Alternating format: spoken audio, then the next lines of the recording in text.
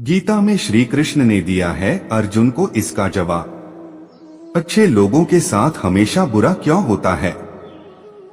वहीं जो लोग बुरे कर्म करते हैं और अज्ञान की राह पर होते हैं वो खुशहाल दिखते हैं।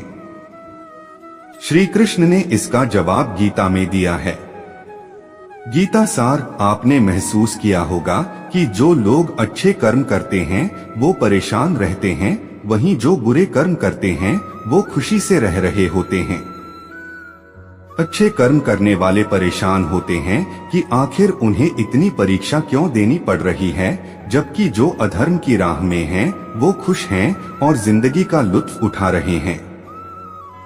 अगर आपके मन में भी ये सवाल आया है तो आज हम आपको इसका जवाब देंगे। ये जवाब वो है जो भगवत गीता में लिखा है और श्री कृष्ण ने अर्जुन को दिया था। भगवत गीता में वर्णित कथा के अनुसार जब भी अर्जुन के मन में कोई दुविधा होती थी तो वो श्री कृष्ण के पास पहुंच जाते थे। एक बार की बात है, अर्जुन भगवान श्री कृष्ण के समीप आकर कहा कि वो दुविधा में हैं और इसका जवाब वो श्री कृष्ण से चाहते हैं। श्री कृष्ण ने पूछा कि क्या सवाल है? अर्जुन ने कहा, मुझे ये जानना है कि अच्छे लोगों के साथ हमेशा बुरा ही क्यों होता है, वहीं बुरे लोग खुशहाल दिखते हैं। अर्जुन के मुंह से ऐसी बातें सुनकर श्री कृष्ण मुस्कुराए और कहा, मनुष्य जैसा सोचता है और महसूस करता है वैसा कुछ नहीं होता है, बल्कि अज्ञानता की वजह से वो सच्चाई नहीं समझ पाता है। अर्जुन उनकी ये बात समझ नहीं पाए। इसके बाद श्री कृष्ण ने क्या कहा वो जानते हैं। श्री कृष्ण ने अर्जुन से कहा, पार्थ मैं तुम्हें एक कथा सुनाता हूँ, उसे सुनकर तुम समझ जाओगे कि हर प्राणी को उसके कर्म के हिसाब से ही फल मिलता है। प्रकृति हर किसी को अपनी राह चुनने का मौका देती है। अब वो मनुष्य की इच्छा पर निर्भर करता है कि उसे धर्म की राह चुननी है या अधर्म की। कथा शुरू करते हुए श्री कृष्ण ने कहा, एक नगर में दो पुरुष रहा करते थे। एक पुरुष व्यापारी था जिसके जीवन में धर्म की बहुत महत्ता थी। वो पूजा पाठ में यकीन रखता था। वो हर रोज मंदिर जाता था और दान धर्म भी करता था और हर रोज भगवान की पूजा करता था। वहीं दूसरा पुरुष बिल्कुल विपरीत था। वो हर रोज मंदिर तो जाता था लेकिन पूजा करने नहीं, बल्कि मंदिर के बाहर से जूते चप्पल चुराने। उसे दान और धर्म से कोई लेना देना नहीं था। समय बीतता गया और एक दिन बहुत जोर की बारिश हो रही थी। इस वजह से मंदिर में पुजारी के अलावा कोई नहीं था। ये बात जब दूसरे पुरुष को पता चली तो उसने कहा कि ये सही मौका है मंदिर का धन चुराने का।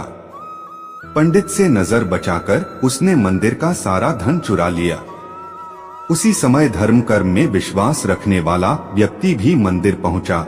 दुर्भाग्य से मंदिर के पुजारी ने उसे ही चोर समझ लिया और चिल्लाने लगे। वहां लोग एकत्र हो गए और उसे बहुत मारा। किसी तरह वो बचते बचाते वहां से निकला तो दुर्भाग्य ने उसका साथ वहां भी नहीं छोड़ा। मंदिर के बाहर वो एक गाड़ी से टकरा गया और घायल हो गया। फिर वो व्यापारी लंगड़ाते हुए घर जाने लगा तो रास्ते में उसकी मुलाकात उस पुरुष से हुई जिसने मंदिर से धन चुराया था। उसने कहा, आज तो मेरी किस्मत चमक गई, एक साथ इतना सारा धन मिल गया। ये सब देखकर उसे बहुत बुरा लगा और उसने अपने घर से भगवान की सारी तस्वीरें निकाल दी। कुछ सालों बाद दोनों की पुरुषों की मृत्यु हो गई। मरने के बाद जब दोनों यमराज की सभा में पहुंचे और भले पुरुष ने दूसरे व्यक्ति को देखा तो उसे बहुत गुस्सा आया। उसने क्रोधित होकर यमराज से पूछ ही लिया, मैं तो हमेशा अच्छे कर्म करता था, दान में विश्वास रखता था, उसके बदले जीवन भर मुझे अपमान और दर्द ही मिला और इस व्यक्ति को नोटों से भरी पोटली। आखिर ऐसा भेदभाव क्यों? इस पर यमराज ने कहा, पुत्र तुम गलत समझ रहे हो। जिस दिन तुम्हारी गाड़ी से टक्कर हुई थी वो दिन तुम्हारे जीवन का आखिरी दिन था, परंतु तुम्हारे अच्छे कर्मों की वजह से तुम्हारी मौत सिर्फ एक छोटी से चोट में बदल गई। तुम इस दुष्ट व्यक्ति के बारे में जानना चाहते हो? दरअसल इसके भाग्य में राजयोग था। मगर इसके कुकर्मों और अधर्म की वजह से वो सिर्फ एक छोटी सी धन की पोटली में बदल गया। कथा सुनाने के बाद श्री कृष्ण अर्जुन से कहते हैं, पार्थ, क्या अब तुम्हें तुम्हारे सवाल का जवाब मिल गया? ऐसा सोचना कि भगवान तुम्हारे कर्मों को नजरअंदाज कर रहे हैं, ये बिल्कुल भी सत्य नहीं है।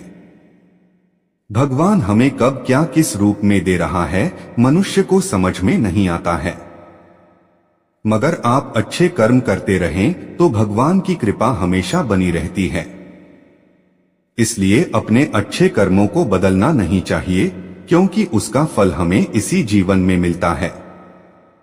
इसलिए मनुष्य का फर्ज है कि वो हमेशा अच्छे कर्म करते रहें, क्योंकि श्री कृष्ण ने गीता में भी बताया है कि किसी के द्वारा किया गया कर्म बेकार नहीं जाता है, चाहे वो अच्छा हो या बुरा।